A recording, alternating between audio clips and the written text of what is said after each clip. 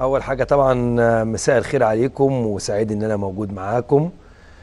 تاني شيء انا طبعا سعيد للغايه ان انا اكون موجود في مجموعه اساطير افريقيا كلهم، ونكون في بلدنا الغالي علينا اللي هي المغرب. صراحه الاجواء اللي انا شفتها والتنظيم مفيش اروع من كده.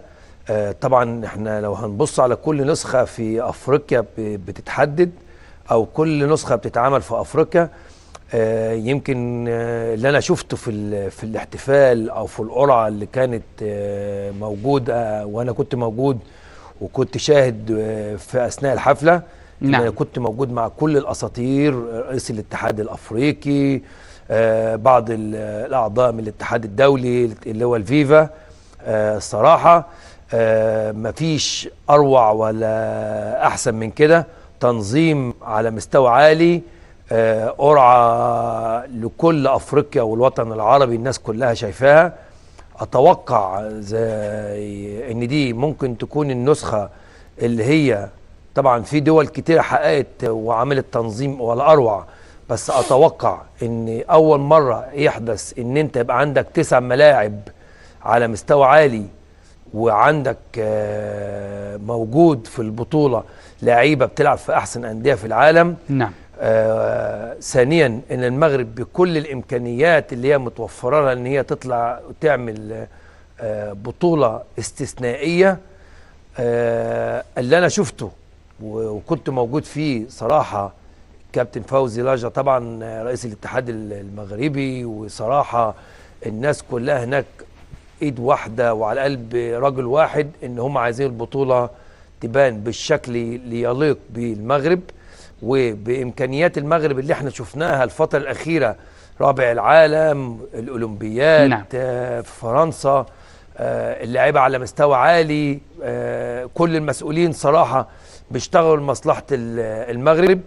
انا واحد بشكرهم، واضح، لان دي حاجه شفتها يعني بعناية الاثنين.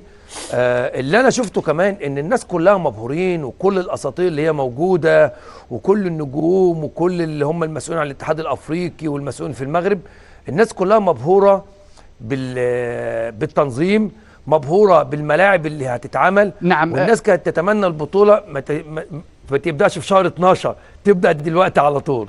واضح. الدكتور منصف اليازغي، ما رسائل الحفل والمغرب، وهل نجحت المملكة في إيصال هذه الرسائل إلى العالم؟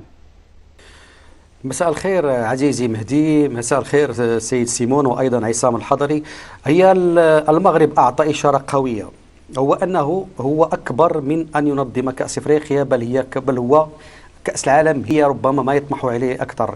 كأس إفريقيا أعطاه بعدا عالميا في إشارة إلى أنه قادر على تنظيم كأس العالم، وأن الدورات الماضية التي ربما أفشل في أو لم ينصف في احتضانها كان ذلك خطأ، واتضح أنه المغرب قادر على التنظيم على أكبر مستويات. المغرب في هذا الحفل في اعتقادي أنه أعطى رسائل كبرى. أولا أن هناك امتداد للمغرب في عمقه الإفريقي، وبأنه المغرب ظل منذ سنوات وتاريخيا عنده امتداد إفريقي ليس فقط على المستوى التجاري وإنما أيضا فكريا وثقافيا. وعن طريق الرياضة بإمكان تجسيد هذه الروابط وجمع القارة الإفريقية في منتدى واحد. بل أكثر من ذلك أن المغرب يقول بأنه هذه الكأس الإفريقية التي تمثل 53 دولة ونصفها تقريبا سيكون مشاركا في هذه الكأس، سيجدون بلدا مضيافا قادرا على يعطي صورة طيبة عن القارة الإفريقية، بحكم أن الصورة النمطية التي ظلت تروج عن القارة الإفريقية هي بلد تخلف، بلد ربما التنظيم السيء، التنظيم المرتجل. لكن المغرب أعطى إشارة من خلال هذا الحفل أنه المغرب قادر على أن يمنح للعالم وللقارة الإفريقية أيضا صورة طيبة وحفلا كبيرا يمنح امتدادا لهذه القارة التي لديها إشاع كروي كبير، لديها ثقافة كروية كبيرة، لديها شغف رياضي كبير.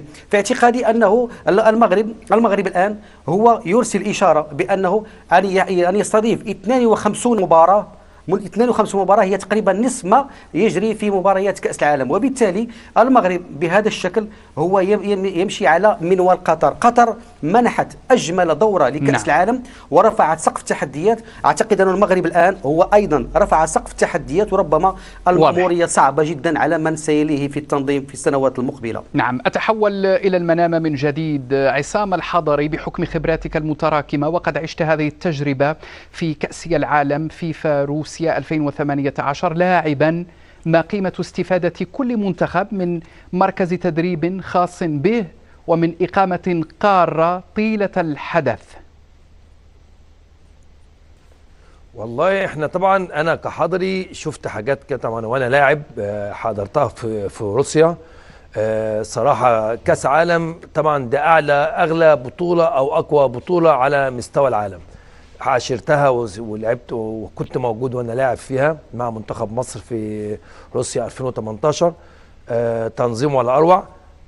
طبعا لو انا جيت وكنت موجود وعلى حدث انا بشهد عليه في قطر 2022، اللي انا شفته في قطر وانا محلل في طبعا في قنوات الكاس في برنامج المجلس، منها كانت بدايتها البطوله العربيه ثم كاس العالم 2022.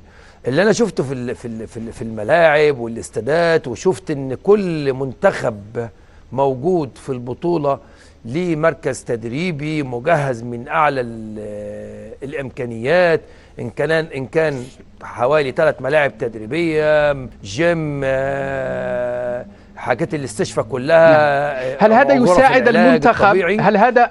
هل هذا يساعد المنتخبات على التألق، على خوض رهانات البطولة في أفضل الظروف؟ أتوقع أن هتبقى بطولة استثنائية للمغرب، لأن أكيد المغرب كل الإمكانيات، المغرب إن أنا شايف المغرب كلها حط كل الامكانيات ان كاس افريقيا ينجح، بدليل ان هم واخدين كاس العالم. برضو عايزين يدوا يعني رساله جميله ان المغرب تقدر تنظم كاس عالم. زي ما احنا كنا النهارده بنبص على قطر. انا اول واحد لما اتكلمت على موضوع قطر، قلت الله يكون في عون امريكا، المكسيك، كندا، ان هي هتنظم كاس عالم بعد قطر. نعم. اللي انا اتوقعه ان المغرب بعد ما تنظم كاس العالم، كاس افريقيا، واحنا لسه ما شفناش كاس افريقيا هيعمل ايه، الامكانيات المتاحه، بس انا عارف ان المغرب هتعمل بطوله استثنائيه. الله يكون في عون الدول الافريقيه اللي هتنظم كاس افريقيا. واضح. بعد المغرب. واضح.